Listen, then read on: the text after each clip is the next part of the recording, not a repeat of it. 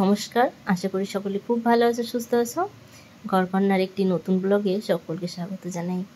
আজকে কোনো cooking blog নয়, আজকে আমার মেয়ে শাড়ি পরা দেখাবে। তো খুব সহজেই দেখো, শাড়ি দিয়ে একটা সুন্দর ড্রেসের মতো, যারা ক্লাসিক্যাল ড্যান্স করে বা যে কোনো ড্যান্সের জন্য কিন্তু খুব সুন্দর হবে। তো অনেক সময় হয় না, বাচ্চারা পরার জন্য খুব বায়না করে, তো এরকম করে পরিয়ে দিলে নাচতেও বেশ সুবিধা হবে। তো এখানে বড় একটা শাড়ির এই যে মাথাটা আমরা কোমরে গুজি, সেই সাইডটা একটু ছোট রাখে, আর যে সাইডটা আমরা আঁচল রাখবো সেই সাইডটা একটু বড় রাখতে হবে। মানে অর্ধেকের থেকে এক হাত কম রাখলেই কিন্তু হবে।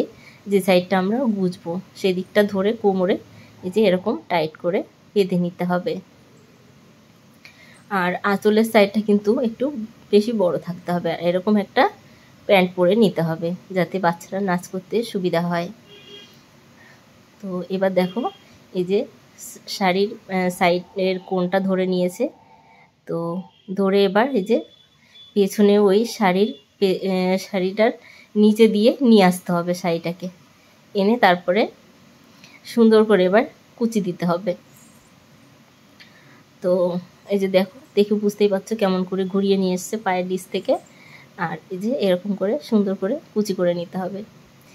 জানি না আমার মেয়ে কোথা থেকে শিখেছে, তবে দেখে আমি খুব অবাক হয়েছি, কারণ ও এই প্রথমবার শাড়িটাও পরেছে। তবে ইউটিউব থেকে দেখেছে ও শাড়ি পরাটা, কিন্তু নিজে নিজে যে এত সুন্দর করে পরতে পারবে সেটা আমি কখনো ভাবিনি।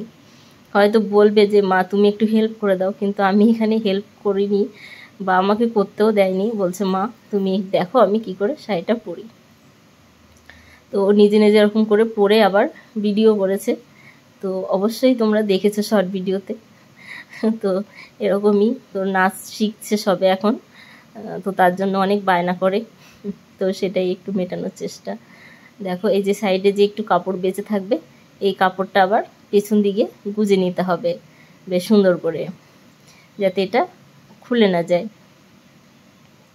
মানে ঠিক যেমন ধুতি পরে কাঁচা দেওয়ার মতো ঠিক ওরকম করে। আর এখানে দেখো এই যে আঁচলের দিকটা, তো আঁচলের দিকের মাথাটা ধরেও কিন্তু নিচে দিয়ে ওরকম এই সাইডটা যেমন পায়ের নিচ থেকে নিয়ে এসছে ঘুরিয়ে, ওরকম করে এই সাইডটাও ঘুরিয়ে নিতে হবে। মানে পাটা পুরো প্যান্ট পরার মতো হয়ে যাবে। দেখো যে পাঞ্জাবি ধুতি পরা যেমন হয় না, ধুতি পরে অনেকে এরকম করে, বেশ ভালো লাগে দেখতে, বেশ ওরকম। তো দেখো এই সাইডটাও সুন্দর করে যে এরকম আঁচলার সাইডটাও কুচি করে নিতে হবে।